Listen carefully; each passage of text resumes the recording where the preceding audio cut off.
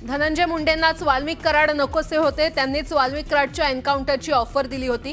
निलंबित पोलीस निरीक्षक रणजित कासलेच्या नव्या दाव्यानं एकच खळबळ।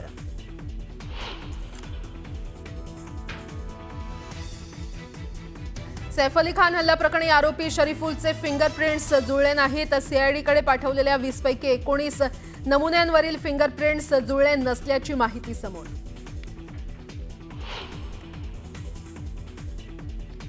पुण्यातील तनिषा भिसे मृत्यू प्रकरणी आज ससून रुग्णालयामध्ये तज्ञांची बैठक। वैद्यकीय निष्काळजीपणामुळे मृत्यू झाला का याची करणार चौकशी।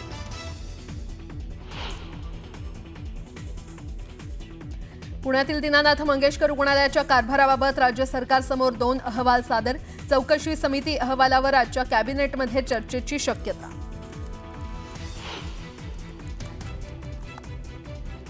मुंबईतल्या एल्फिन्स्टन पुलाच्या पाडकामाविरोधात शिवसेना उबाठा आणि मनसे आक्रमक। काय उपाययोजना केल्या म्हणत ठाकरेंच्या शिवसेनेचा सवाल, तर मनसेची थेट पालिका अधिकाऱ्यांकडे चर्चेसाठी धाव।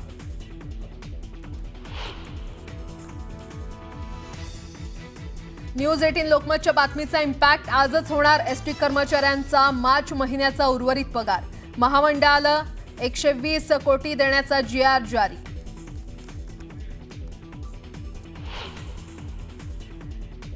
लाडकी बहीण योजनेच्या निकषात न बसणाऱ्या सुमारे 8 लाख लाभार्थ्यांना 1,500 रुपयांऐवजी मिळणार फक्त 500 रुपये।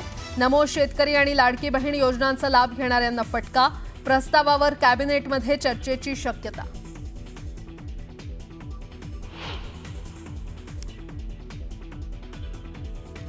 अमरावती विमानतळाचं उद्या मुख्यमंत्र्यांच्या हस्ते उद्घाटन। मुंबईहून पहिलं विमान उद्या अमरावतीला उतरणार। दक्षिण आशियातलं मोठं पायलट प्रशिक्षण केंद्रही सुरू करणार।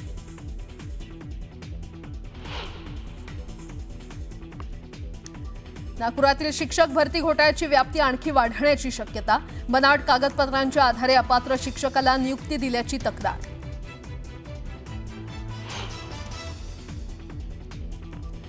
आणि तुळजापूर ड्रग्ज प्रकरणी आज कोर्टात दोषारोपपत्र दाखल करणार। आतापर्यंत पोलिसांनी 35 जणांवर केले गुन्हे दाखल। 14 जणांना अटक, तर 21 जण अद्यापही फरार।